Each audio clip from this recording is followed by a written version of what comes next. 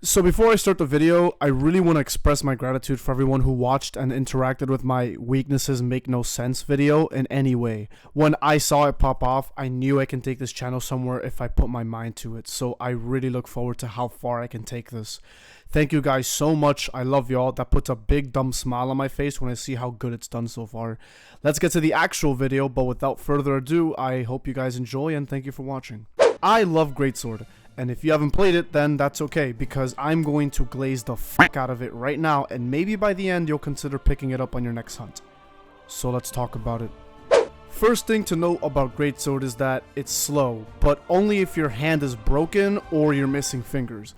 Calling it slow in Monster Hunter Rise Sunbreak is like saying blue cheese is tasty. It doesn't make any sense. Not only do the wire bugs exist, allowing for mobility that no other Monster Hunter game before this one can even come close to in comparison, the Silkbind attacks are pretty useful, though about half of them are useful and are brought to 90% of hunts, at least for me. This won't be a straight up guide, but more so highlights for what is a fun yet somewhat difficult weapon. More on that second part later. But right now, what should you even use this with? What Silkbinds are best to bring on hunts? Well, the best Silkbind for Greatsword is always Strong Arm Stance. Not only does it allow you to counter most attacks in the game, apart from Supernova type attacks, but it also starts charging straight into the True Charge Power Slash. But only if you start charging prior to activating the Silkbind. Another great Silkbind is Power Sheath. This is pretty much your dodge button, since not only does it give you pretty good distance between you and the monster, it sheathes your weapon for you and gives a nice attack boost for a while. But think about the ingenuity behind this combo. The weapon that thrives off draw attacks gets buffed with a dodge that sheaths for the next draw attack, along with a counter that works great off draw attacks. Capcom was cooking with this, and they delivered a Michelin star meal. Hey, voiceover Ross here. I mistakenly call Rage Slash a Silkbind. The only Silkbinds I refer to in this video are Strong Arm Stance and Power Sheath.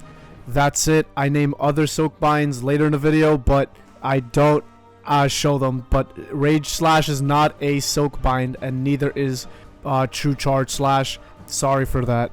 Of course, GS has other Silkbinds, more notably the Rage Slash, which is really good for some monsters and others. More on that later. And the...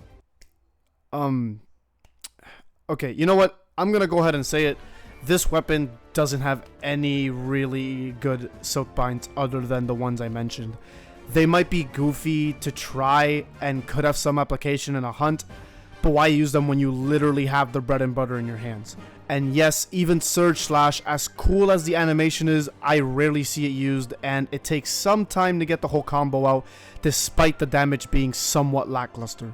But other than that, bait the monster into an attack, counter it, and you'll be seeing those sweet 4-figure numbers to let you know you're doing a great job.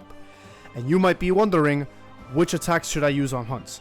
First off, did you listen to anything I said since the start of the video? And second, though I only have a measly 460 hours on the game, I can confidently say that True Charge Slash and Rage Slash have their matchups. You can't stick with one for every hunt because it'll be painful and kinda inconvenient. True Charge Slash is for monsters that have slow and or readable attacks, though there are exceptions depending on the hitboxes.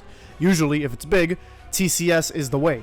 Rage Slash is normally for smaller and or quicker monsters that you can't really land TCS on unless you have a setup.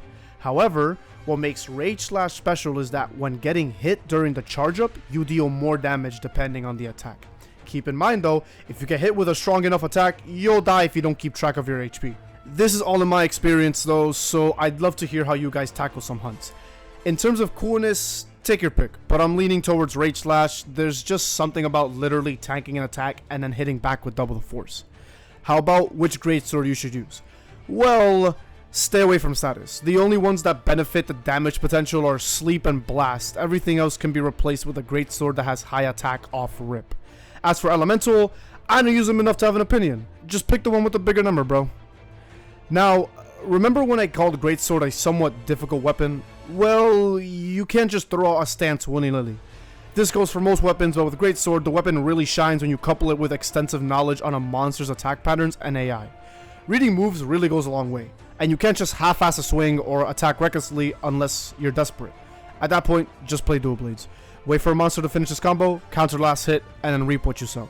Once you get it down, Greatsword is an extremely fun weapon to play with a unique style and mechanic that makes it even more so.